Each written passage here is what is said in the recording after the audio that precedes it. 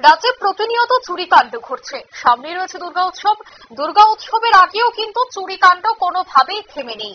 আবারও দেখা গেল যে কমলাসাগর বিধানসভার অন্তর্গত গোকুলনগর রাস্তার মাথায় এলাকায় একটি বাড়িতে চোরের দল প্রবেশ করে এবং যেখানে জানা গেছে যে টিনের দরজা কেটে তারা ঘরে প্রবেশ করে এবং সেখানে স্বর্ণালংকার সহ টাকা পয়সা নিয়ে চম্পট দেয় চোরের দল।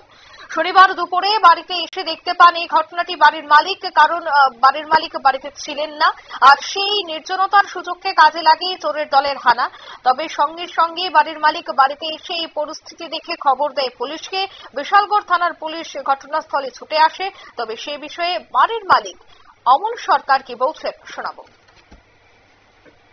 গেটটা যে মাত্র করছে সাইড দিয়ে দিতে আমার গিলটা মেন ঘরের যে গিলটা তালারা এক সাইডে আর একটা সাপল বাইরে আমি সাপল রেখে যাই আর কি কাজ টাজ করে দিকে।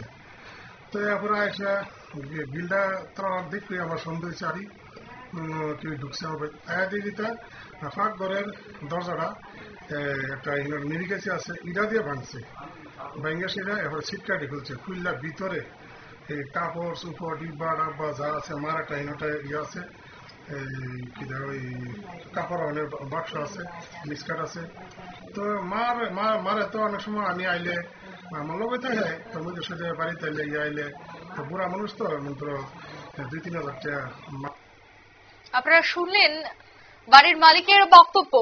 টিন কেটে ঘরে প্রবেশ করে সমস্ত জিনিসপত্র নিয়ে চম্পট দেয় এবং ঘর লন্ডভন্ড করে রাখে বলে জানাচ্ছেন বাড়ির মালিক। তবে পুলিশকে খবর দেওয়া হয়েছে, পুলিশ ছুটে এসে এটা রিপোর্ট হাতে নিয়ে তদন্ত শুরু করেছে। তবে এই চুরি কাণ্ড যেভাবে বৃদ্ধি পাচ্ছে তাতে কিন্তু গোটা রাজ্য জুড়ে নিরাপত্তা একটা বড়সড় প্রশ্নের মুখে রয়েছে। এখন দেখার বিষয় যে পুলিশ এই ঘটনার সাথে যারা যুক্ত রয়েছে, অর্থাৎ যে চোর চক্র গোটা রাজ্যে এই মুহূর্তে বিস্তার লাভ করেছে, তাদেরকে একে একে এই উৎসবের আগে গ্রেফতার করতে সক্ষম হয় কিনা। নিয়ে নিচ্ছি ছোট্ট একটি বিজ্ঞাপন বিরতি, সঙ্গে থাকুন।